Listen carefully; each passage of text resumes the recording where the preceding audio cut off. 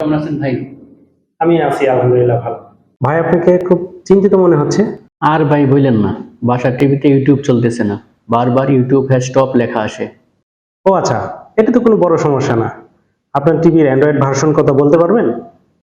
জি ভাই, বলতে পারবো। অ্যান্ড্রয়েড 7 অথবা অ্যান্ড্রয়েড 8 হবে।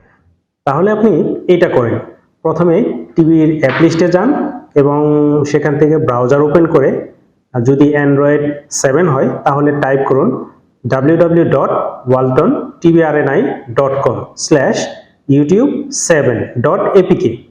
আর যদি অ্যান্ড্রয়েড 8 হয় তাহলে টাইপ করুন www.tvRNI.com/youtube5.apk।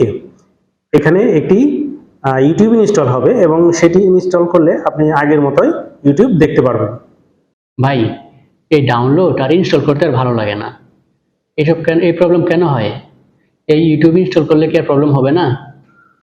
না ভাই, ইউটিউব আপডেট হলে টিভিতে আবারও সমস্যা আসতে পারে।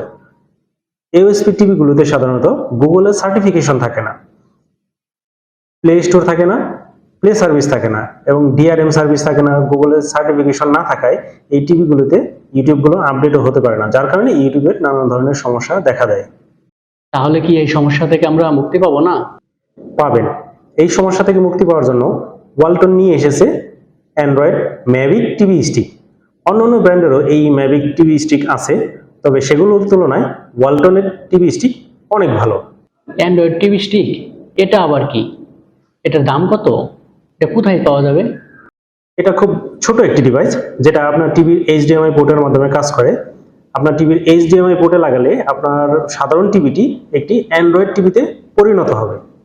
আর এটি ওয়ালটনের সকল শোরুম এবং সার্ভিস সেন্টারেই পাওয়া যাবে, যেটির দাম মাত্র ৩৬০০ টাকা।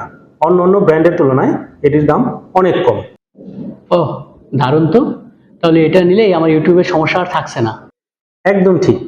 এই ডিভাইস কিনে নিলে আপনার একদম পার্মানেন্ট সলিউশন হয়ে যাবে, ভবিষ্যতে আর কোনো ঝামেলা হবে না। আপনার টিভিতে যদি ইউটিউবের সমস্যা করে তাহলে এই দুইটার সলিউশন ট্রাই করে দেখতে পারেন।